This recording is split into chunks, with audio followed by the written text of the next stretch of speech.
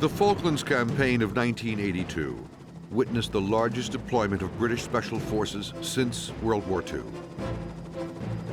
The Special Air Service, the Special Boat Squadron, and the Royal Marines Mountain and Arctic Warfare Cadre conducted spectacular raids during the war.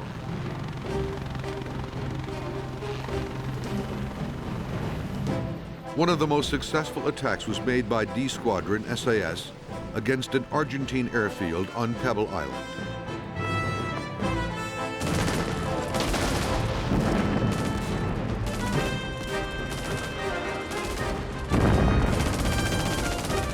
"11 Argentinian aircraft, posing a serious threat to the British amphibious landings on the Falkland Islands, were destroyed.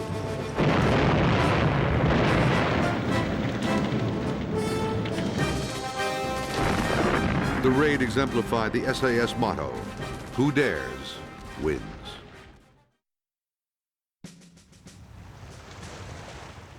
Situated deep in the South Atlantic, the Falkland Islands have been the source of dispute between Britain and Argentina ever since the British first settled there in 1833.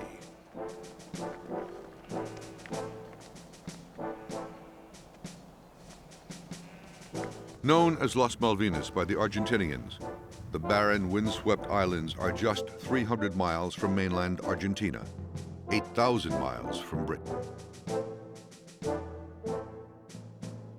At the beginning of the 1980s, the population of 1,800 was staunchly British and fiercely opposed to any links with Argentina. In 1982, the military junta that had ruled Argentina for 7 years was growing increasingly unpopular. In a dirty war against left-wing groups, more than 3,000 Argentine citizens had disappeared without trace. The economy was in ruins, and inflation had rocketed to more than 600%. Mass union demonstrations filled the streets with violence and tear gas.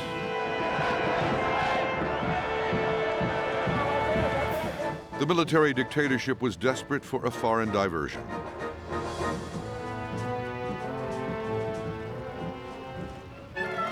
They found one on March 19, 1982, when Argentine scrap dealers began to dismantle old buildings on the British colony of South Georgia, 900 miles southeast of the Falkland Islands. Accompanying them were Argentine soldiers who illegally raised the Argentine flag over British territory. The British demanded that the flag be lowered and troops withdrawn.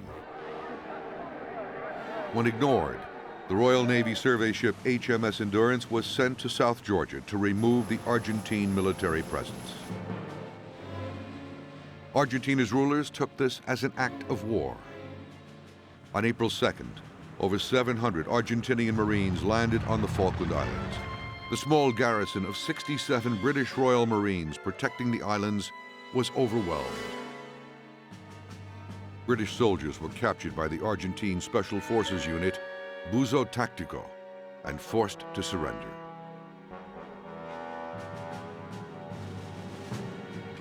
The next day, Argentinian forces seized the island of South Georgia against fierce resistance from the garrison of only 22 Royal Marines stationed there.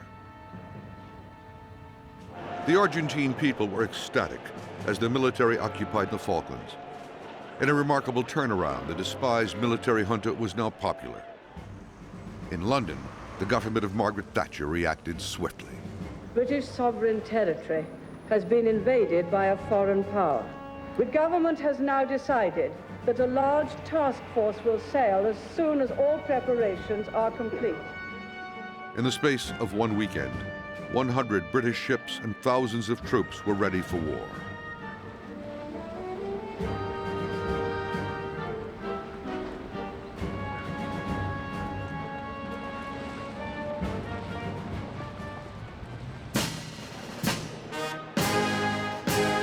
On Monday, April 5th, the task force set sail on its 8,000-mile voyage to the Falkland Islands.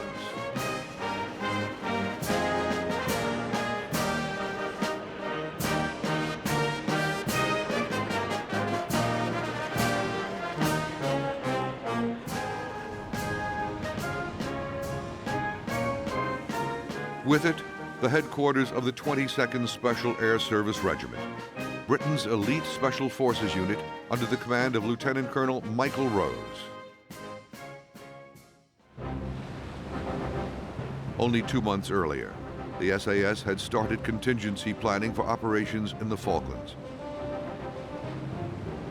But no scenario had envisioned the deployment of SAS forces to the islands. Now the troops honed their skills as the task force headed south.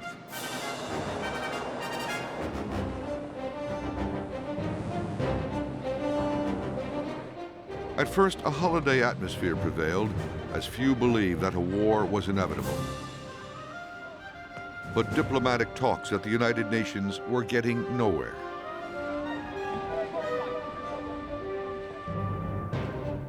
On April 5th, D Squadron of the SAS flew ahead to the U.S. base on Ascension Island near the equator.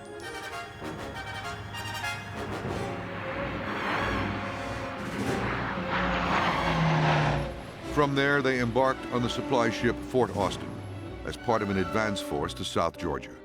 With them were members of Britain's most secretive Special Forces unit, the Special Boat Squadron. The SBS was primarily responsible for beach reconnaissance prior to an amphibious landing.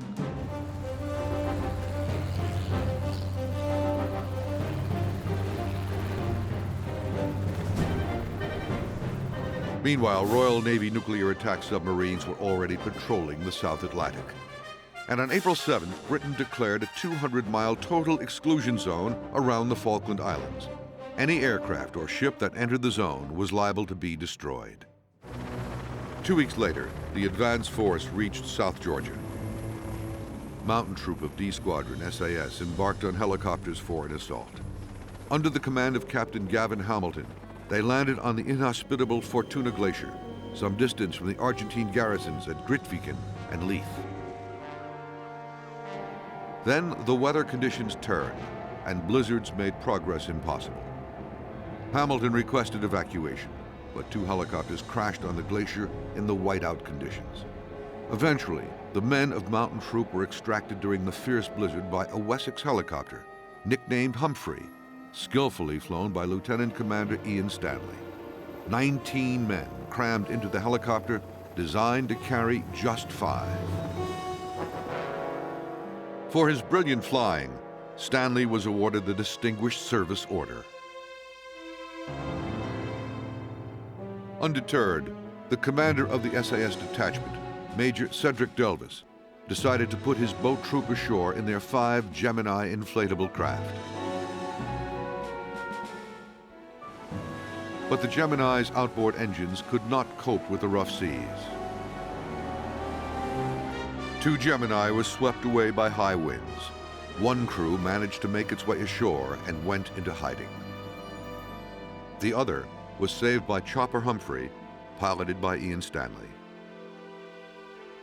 Meanwhile, No. 2 Section Special Boat Squadron was inserted onto South Georgia by helicopter, where it kept the enemy under surveillance.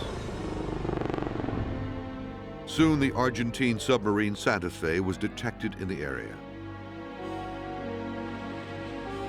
The Royal Navy flotilla was dispersed, and helicopters armed with depth charges and missiles took to the air and caught the Santa Fe on the surface. The damaged submarine limped into the harbor and sank. With the threat eliminated, the Royal Navy ships returned. Major Guy Sheridan, commander of M Company, Royal Marines, and his SAS counterpart, Major Delvis, decided to mount another helicopter assault, this time supported by the frigates HMS Antrim, Brilliant, and Plymouth. Once ashore, they quickly advanced on Grytviken. On April 25th, the Argentines surrendered. It was a small but significant victory, and the government was quick to capitalize upon it. The commander of the operation has sent the following message. Be pleased to inform Her Majesty that the White Ensign flies alongside the Union Jack in South Georgia. God save the Queen. What happens next, Mr. Knott? Thank you very much. Just your reaction, rejoice at that news and congratulate our forces and the Marines. The reaction in Argentina was equally belligerent.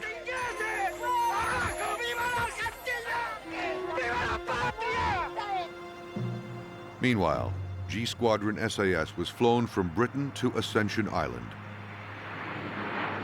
Its task, covert reconnaissance, while D Squadron was to undertake any offensive raids.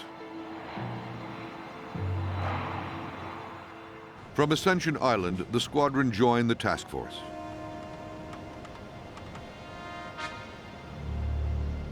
And its men started training with the helicopter squadron in order to support the Special Forces units. As the task force neared the Falklands, G Squadron transferred to the aircraft carrier HMS Hermes.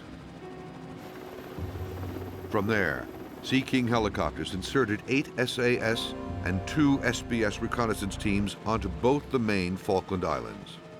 For 3 days, they landed and began transmitting information about the Argentinian defenses.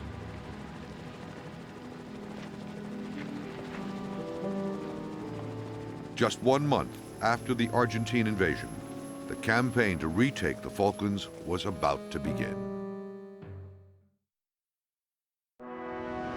In the last 2 weeks of April, the British task force had encountered steadily worsening weather conditions as it got closer to the Falkland Islands. Meanwhile, the U.S. Secretary of State, Alexander Haig, conducted an exhausting round of shuttle diplomacy between London and Buenos Aires in an attempt to prevent open conflict. But neither the Argentine people nor the military dictatorship would give in.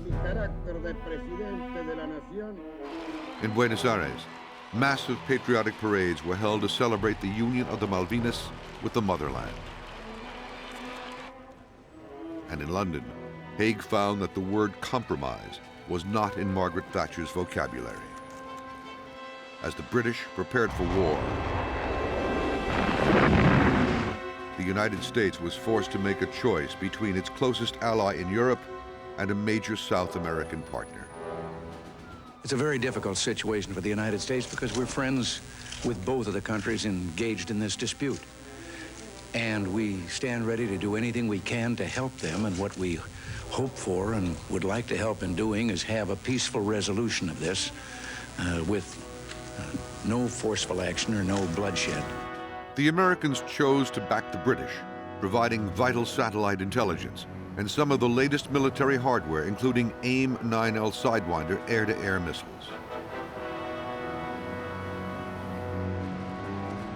The remarkable combination of the Sidewinder and the Sea Harrier would play a crucial role in British air combat over the Falkland Islands and affect the outcome of the war.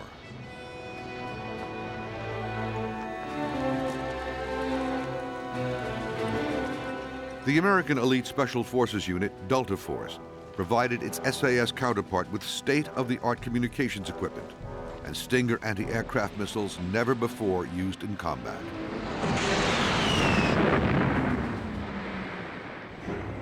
Meanwhile, the Argentines were heavily reinforcing their military presence on the islands. Their armed forces, however, had not fought a war for over 100 years, and many of their troops were unskilled conscripts with only weeks of training. In comparison, soldiers of the British Army had fought and died every single year for the last 100 years, except one. As full-time professionals, they displayed an unmatched level of training and commitment. Still, fighting 8,000 miles from home would put them at a grave disadvantage.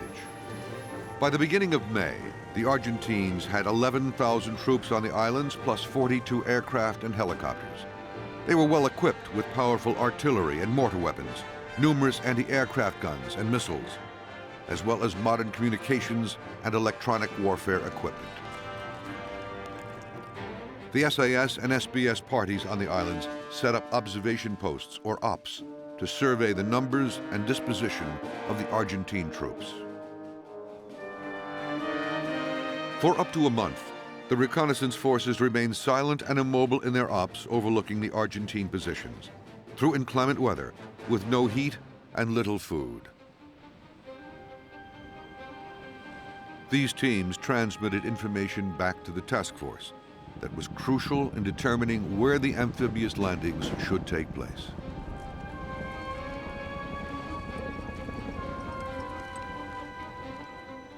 Meanwhile, the first Royal Navy and Royal Air Force airstrikes against the airport at Stanley were already underway.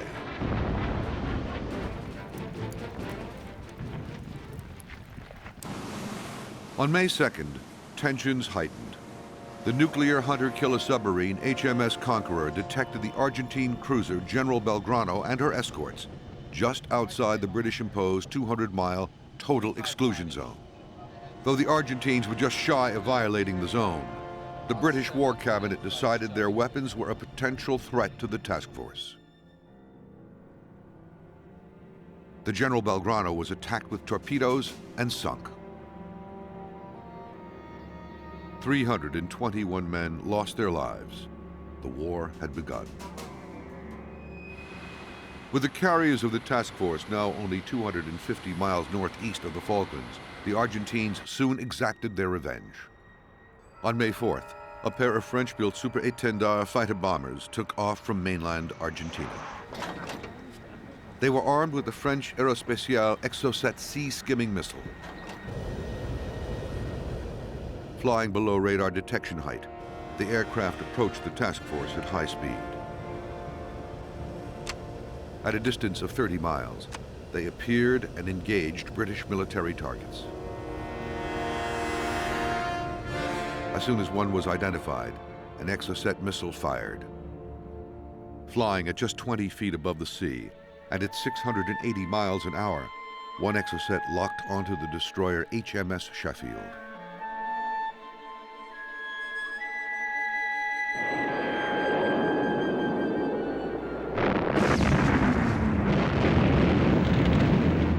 "20 men died, and the shiny chef became a burning, useless hulk." The destroyer's loss was a great shock to the task force. If one of the aircraft carriers, HMS Invincible or HMS Hermes, was sunk or disabled, an amphibious landing would be impossible and the war lost. The air-launched Exocet was too great a threat to be ignored. The British government turned to the SAS for an answer. They called on Brigadier Peter de la Billière, Director of Special Forces.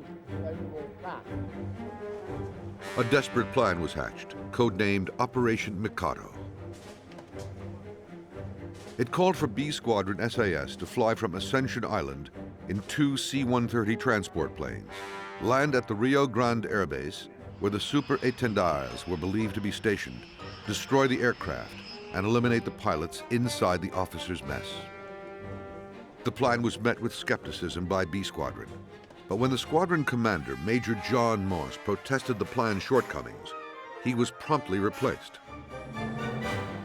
Many members of B Squadron believed Operation Mikado would be a suicide mission, and they began writing their wills. Still, nearly all of them agreed to go. Under a new commander, B Squadron was flown to Ascension Island for intensive training to prepare for the assault.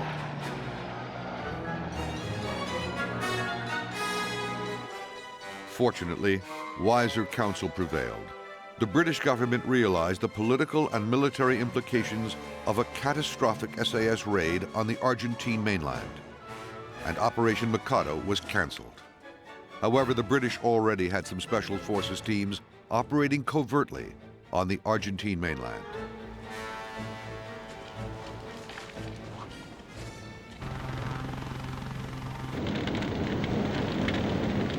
The Argentines soon became aware of the operations on May 20th, when the wreckage of a burning Royal Navy Sea King helicopter was found in neutral Chile. Chilean authorities quickly buried it, but its crew appeared at a press conference. Whilst on sea patrol, we experienced an engine failure. Due to adverse weather, it was not possible to return to our ship in this condition. We therefore sought refuge in the nearest neutral country. Officially, the explanation was accepted, but all indications were that the team had been engaged in a covert operation. The crewman on the left was one of the most experienced Special Forces helicopter pilots in the British task force. And the helicopter crashed midway between the three main air bases from which the Argentines had launched their attacks. A Royal Navy intelligence gathering vessel was hiding among the many inlets and islands of Chilean neutral waters nearby. It remained undiscovered.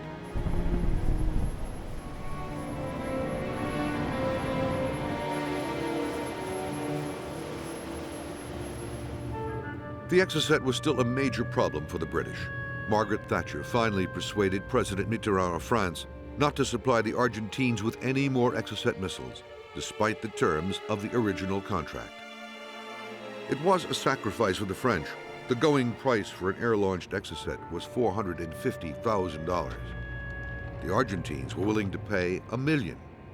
The British Secret Service was given $50 million to purchase every Exocet on the international arms market.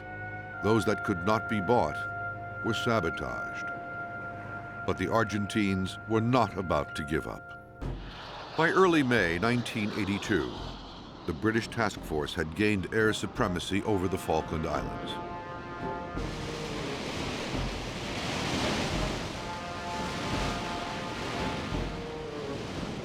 But the winter was fast approaching, and the decision of where and when to make the amphibious landings had to be made quickly. With its expertise in amphibious warfare, the Special Boat Squadron surveyed numerous beaches and possible landing sites.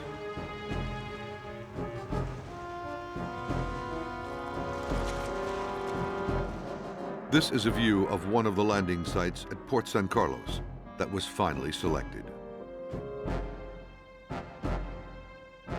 Working mainly at night, SBS teams approached by boat and underwater.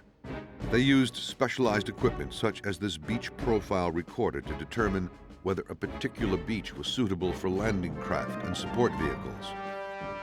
Although armed, the SBS preferred to operate by their motto, not by strength, by guile.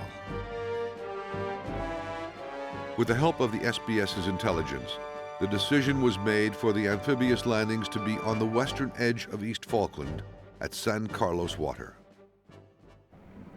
But G Squadron SAS identified a serious potential threat to the proposed landing site.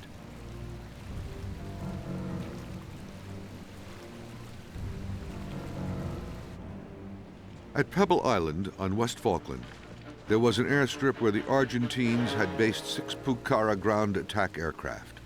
Armed with rockets and napalm canisters, they could cause untold casualties among the closely packed troops on the landing beaches. First, the SAS had to eliminate this threat in an all-out raid. On the night of May 11th, a reconnaissance team made a covert insertion by canoe.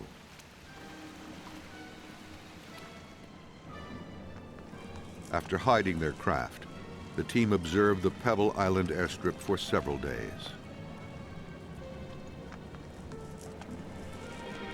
The commander of D Squadron SAS, Major Cedric Delvis, takes up the story. It's a question then of moving forward, what would you call the close reconnaissance. Only 2 men went forward. The intention was to confirm we had a target. One had to get fairly close. At this stage, we wanted detailed information. After all, we're bringing in a squadron to attack. The patrol was able to look onto the airstrip and see, in fact, there were 11 aircraft up there, which were very well dispersed around the airstrip. As soon as possible after dark, they did move back and put together a message to be transmitted back to the squadron on Hermes. The squadron inserted an additional 40 men towards the islands through a very dark and stormy night. It would be wrong to say that tension was rising in any particularly dramatic way, but we were anxious to get off the helicopters as soon as we were on land. And sooner, really, we've become masters of our own destiny. We had chosen the drop-off point some way back from the target. In fact, it was about 5 miles, to be quite certain that the enemy would not hear our approach. But nevertheless, we wanted to get those helicopters very quickly, so deplane. as quickly as possible, and the helicopter lifted off. The commanders came forward to the patrol and received the updated plan. Okay, if you can close in now, because this position is defended. Okay, it's going to have to be a very quick briefing because we're about an hour late now. Personally, I've been clock watching ever since I left Hermes, and I knew I was beginning to run out of time. The whole process couldn't have taken more than a quarter of an hour from drop-off to confirm brief to move off, but it seemed like an age. Right position here, and then we'll split up. All in all, people were carrying a lot of equipment that night. I would say the average load would have been a Bergen of about 40 or 50 pounds, and belt equipment, say 20 or 30 pounds. So we reached the final RV, the launch point, at 7:30, which was also not only a final checkpoint for the return of the troops, but also was going to be the mortar position. Troops, as they reached the point, dropped off the mortar bombs they were carrying, with the mortar team who established themselves. And I thought, well, since we're here, we might as well let the troops go forward and do what damage they could for 15 minutes. As it turned out, actually, I had great difficulty in getting them back, and didn't get them back for 45 minutes. The attack on the airstrip itself was conducted on the night of May 14th by mountain troop under the command of Captain Gavin Hamilton.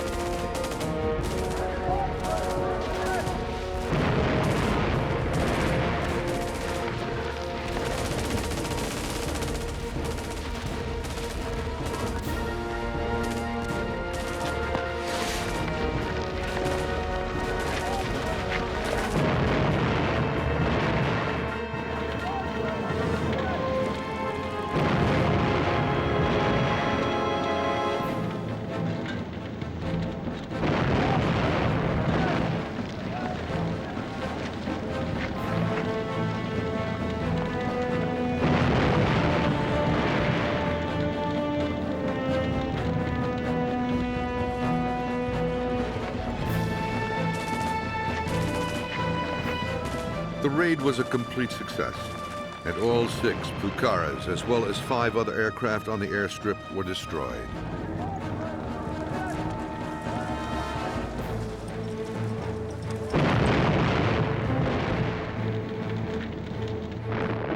The SAS suffered only 2 minor casualties, and all the raiders returned safely to the aircraft carrier HMS Hermes.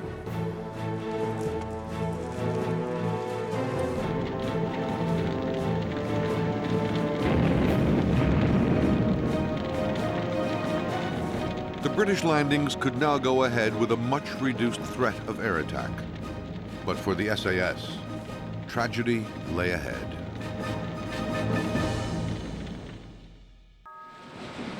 The SAS raid on Pebble Island had been a success. By May 15th, the British task force could make its final preparations for landing on the Falkland Islands. But on May 19th, during a simple administrative flight, a Sea King helicopter carrying troops of D and G squadrons of the SAS was struck by a large bird. The helicopter plunged into the sea, and 20 members of the regiment perished.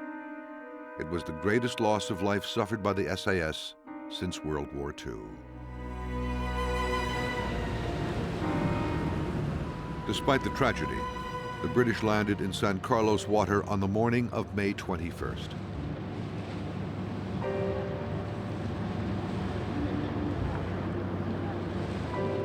Within hours, the British was safely ashore without any opposition.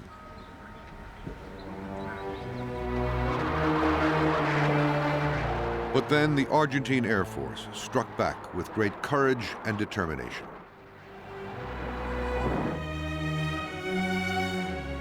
It was a critical phase of the war, and several British warships were sunk. On the Argentine National Day of May 25th, the Exocet claimed its most important victim so far, the massive container ship Atlantic Conveyor.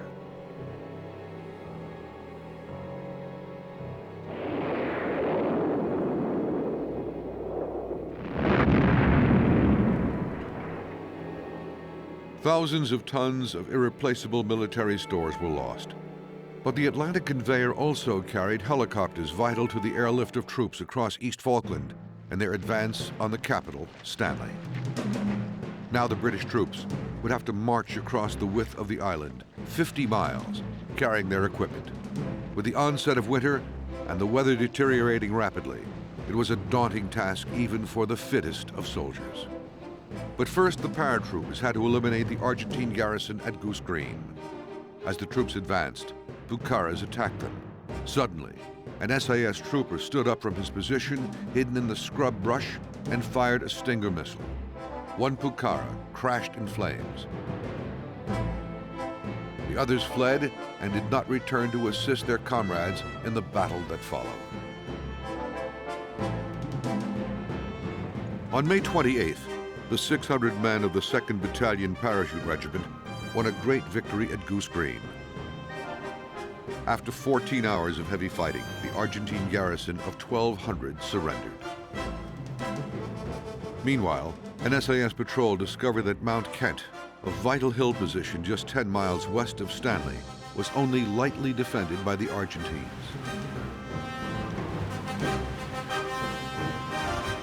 Lieutenant Colonel Rose immediately inserted the whole of D Squadron to hold the position.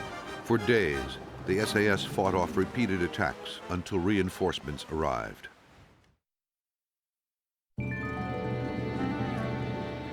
The Royal Marines crossing the northern flank of West Falkland to Port Stanley were led by their own Special Forces unit, the Mountain and Arctic Warfare Cadre. These Marines were trained to fight and survive in the most difficult terrain and weather conditions anywhere in the world.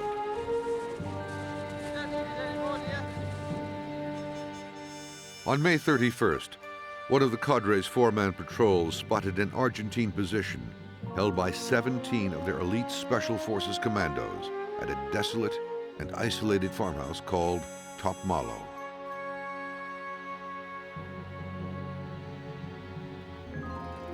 The Royal Marines alerted their commander, Captain Rod Boswell, who decided to mount a raid with all the men he had available. The 19 Marines were split into two teams, with the fire group on one hill overlooking Top Malo House. Its task was to provide support fire as the 12-man assault group charged the buildings from an adjacent hill. The Marines were not impressed by their opponent's combat readiness. Their professionalism left a little bit to be desired, and they shouldn't have been in an isolated farmhouse, most certainly not inside it anyway, and if they were, they should have had sentries well clear of the building to cover the approaches. And we gave a few indications of our presence. We'd stampeded some sheep by accident, obviously. We'd come across some sheep, we'd come in a helicopter, and a real professional bunch would have made up for that. But they made up for their lack of professionalism by their courage. I mean, they certainly did not lack courage. The battle was to begin with the fire group hitting the house with anti-tank rockets. Boswell had intended the assault group to advance in two mutually supporting sections. But things didn't go exactly as planned. And I will always remember the charge. I mean, my memories of running in and thinking, they've all disobeyed me to a man, fantastic. All his men had leapt to their feet and charged with fixed bayonets. The Argentines were caught completely unaware. These men hadn't, the first warning they had of our presence was a building exploding all around them. They all got out of the house, those that could, and every man that got out of that house fought. They all got out with their weapons, and they fought with their weapons until they couldn't fight any longer. The Argentine survivors of the initial bombardment rushed out of the building and ran to a stream. There they took up positions along its bank. The ammunition inside Top Malo House exploded and the building caught fire. The smoke masked the advance of the Marines as they charged towards the Argentines.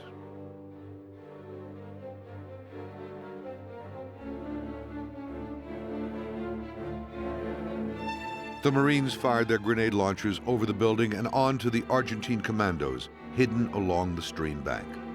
Two in the assault groups were severely injured by gunshot wounds in the intense firefight.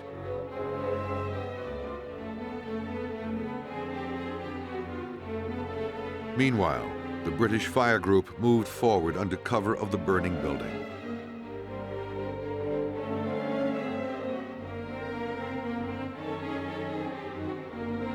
And then emerged from behind the burning building and attacked the Argentines from the flank.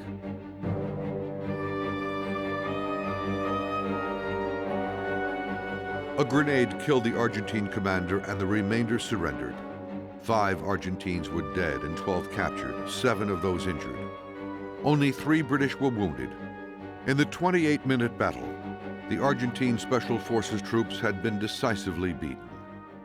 After tending to the wounded, there was one final task: to check out the battlefield. The building by that time had completely fallen down.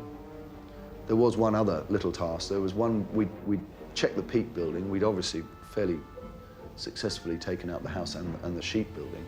And there was one other building, the outhouse, that had to be cleared. And the nearest man to it was called McGregor, so I shouted down to McGregor, clear the outhouse. And Captain Boswell shouted to me to clear that toilet. And I think what he expected me to do was to go over and knock at the door and say, "Excuse me, would you like to come out and join us? We've had a little fight here." But as it was, I turned around and I thought, there's no way I'm going over there, just in case one of them happened to be in there. So I let off the whole magazine in the toilet, and the methane that was in the little bucket in these outside toilets exploded and blew the toilet completely up. And all the guys who were around here thought, well, that's just a lovely culmination to the whole thing.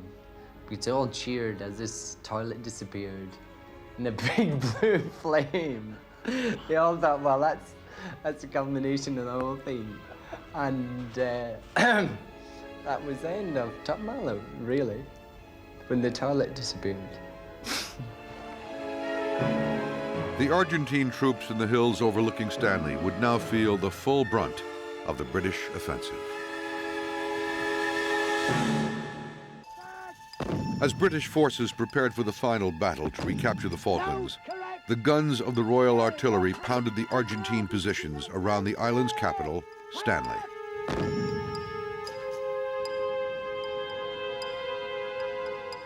From the end of May until June 10th, when the main battle for Stanley would begin, SAS teams were active on both East and West Falkland.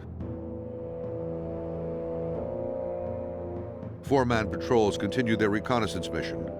On June 5th, one of these patrols was deployed to man an observation post at Fox Bay on West Falkland. On June 10th, they were discovered by an Argentine patrol. Although heavily outnumbered, the patrol commander engaged the enemy in a fierce firefight to allow his men time to withdraw. Despite severe wounds, Captain Gavin Hamilton fought on until he was killed. He was awarded the Military Cross posthumously. The islanders communicated with each other by radio. Knowing this, the SAS would use the same frequency to conduct a psychological warfare campaign against the Argentine High Command. At this stage of the war, however, only the doctor, Alison Bleaney, was allowed to use the radio in order to treat her patients. On June 8th, the SAS made their first contact with the Argentines through her. From then on, the SAS applied increasing pressure on the Argentines to accept honorable surrender rather than a final futile battle for Stanley with inevitable civilian casualties. On the night of June 13th, as the battles for the hills overlooking Stanley raged, the SAS and the SBS mounted one last diversionary raid in conjunction with the Royal Marines' 1st Raiding Squadron. After a clandestine briefing, the rigid raider assault boat set off across Howden Water to attack an Argentine logistics base near Stanley.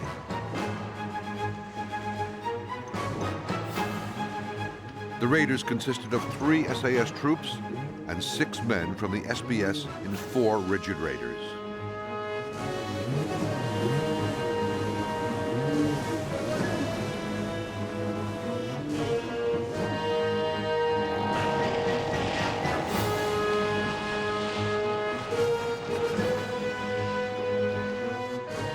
As their assault boats hit the shoreline, searchlights from an Argentine hospital ship illuminated them, even though the Geneva Conventions forbid any medical unit from playing part in active combat. Every gun in the area opened up on the raiders. the raiders made a hasty retreat, but now they pointed their craft at the hospital ship.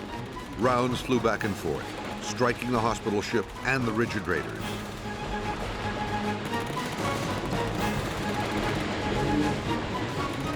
Once behind the hospital ship, the torrent of fire eased up, but one of the boats was hit in its outboard engine and barely made it to safety. All 4 rigid raiders were completely burnt out. Miraculously, only 3 men were injured.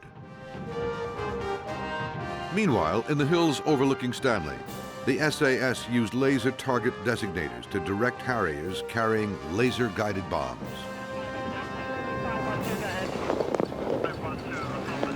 Roger, a bit plus of where we were aiming. Okay, bomb's gone, all right. Where's the bomb? Got it? Okay, switch on. Oh, yes, got it. Just a little bit over from where I was aiming. An absolute beauty, I would say. Probably where there is a defensive position. What was it, 1,000 pounder? Yeah.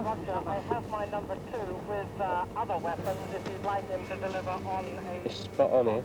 They also directed devastating artillery fire against Argentine troops in the hills.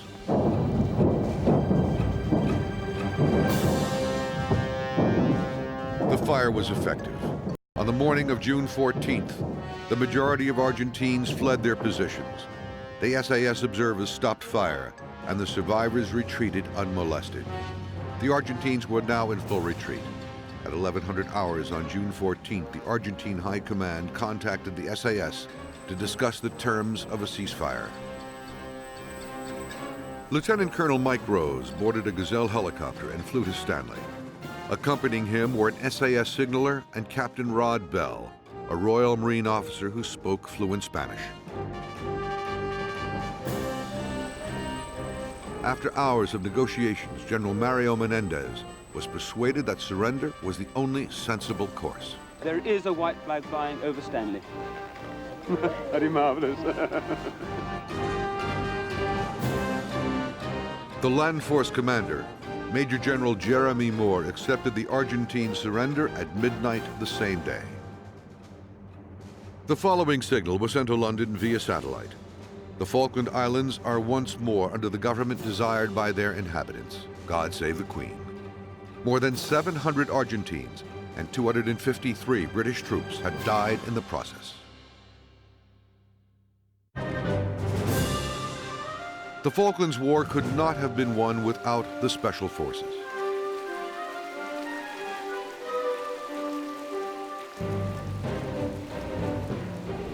Their skills ensured a safe landing for the main British force after its 8,000-mile journey.